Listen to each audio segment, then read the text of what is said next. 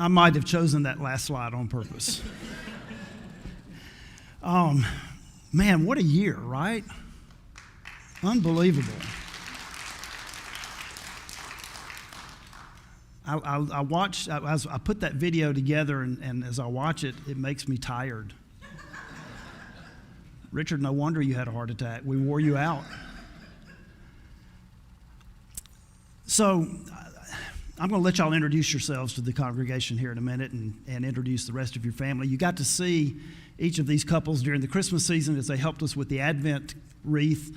But literally, you guys are an answer to prayer. Y'all will remember that this time last year, I prayed that God would send us at least one family from the next generation. And God answered that prayer first when he laughed at me and he said, I'm not going to send you one family, I'm going to send you an entire high school, right? But then God began to send these young families our way. And so y'all are an answer to prayer. And I don't know if you've ever had anybody tell you that before, but y'all are an answer to prayer.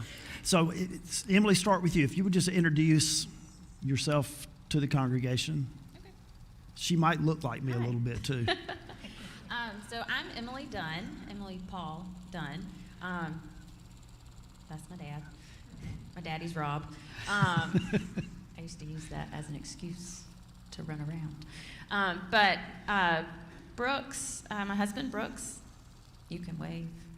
Yeah. We've got 3 kids. Braden is 13. Evelyn is 6, and Brewer will be 3 in a week and a half. A week. It'll be 3 in a week. So, and we've been at Huffman since Easter of last year. I'm Josh Willis. My wife Rebecca over there with our youngest Leon. He is 4. I about said 3. He's 4. And we have our oldest Peyton. He's 6. I think we already mentioned he has going through chemo treatment. That's his nice bald little head for that. So he's been doing great with that, though. I think we've been here since August or October. I know sometime mid-late last year we got here. And so, yeah, that's what we're doing here, I guess. Okay. Good morning. My name is Kendall Gady. My wife, Charnel, is over there. We have 4 kids, 14-year-old Callie, Levi, who's 8, baby Kay, who will be 5 in a couple of days, and then Amira, who is 2. We've been visiting here the summer, I guess. I don't even remember. It's been a while, I guess, since the summer, and yeah, just enjoying it. Well, welcome. Y'all met Levi during the Christmas program, right? You remember Levi. Kind of stole the show a little bit. He needs a little bit more personality.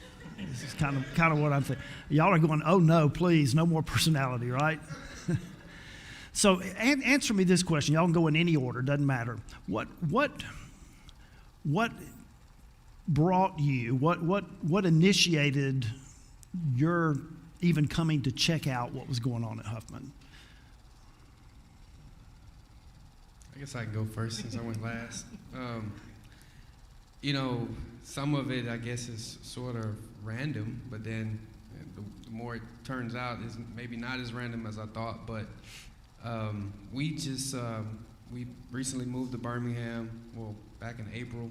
I'm from here, but we were in Georgia most of my adult life I lived in Georgia, and we were looking for a church home and wanted to be somewhere, near and where we can plug in and serve. And what attracted us, I would say, is your partnership and your commitment to really becoming a neighborhood church. That was just one of the things that I could see from your website. I mean, I literally was searching churches in the area and just saw some of the things you're doing with Banks Academy and your desire to be a neighborhood church and to really impact the community around you, and that's something that's near and dear to our heart. So that really stuck out to us in a big way. So just go right back down the, yeah.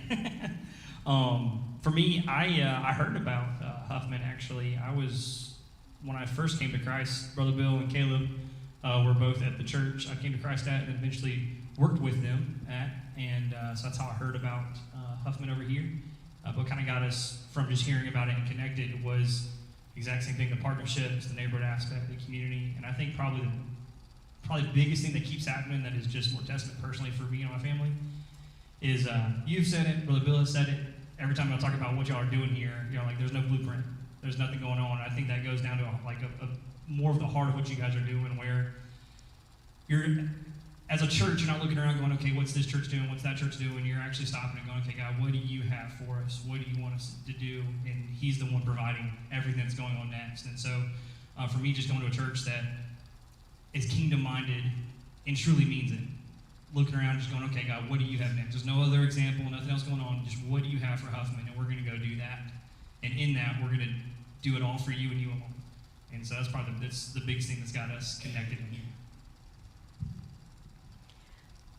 So what initially brought my family here, I'm going to be honest, it was Easter and wanted to be with our family. We were members of a larger church closer to our house, but after COVID, we had kind of just fallen into the routine of not going. We could watch it online if we needed to. And so Easter morning, we decided to come here. And then never stopped coming. So I'm going to answer your question by answering a different question. Okay. What kept us at Okay. Huffman? Why did we keep coming back to Huffman?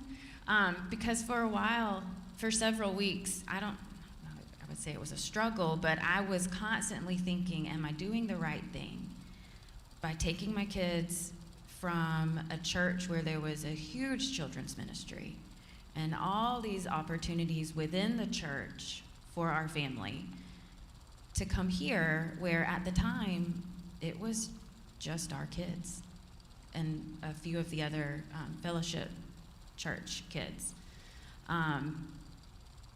And every Sunday, God just kept reminding me, it's not about what you're getting. And I think it was the homecoming service where it was really just like, okay, I get it.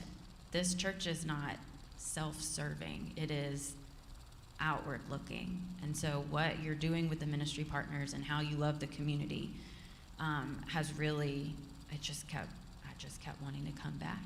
And it felt genuine and it felt real. And it wasn't just church. It was family and community. And then you guys showed up.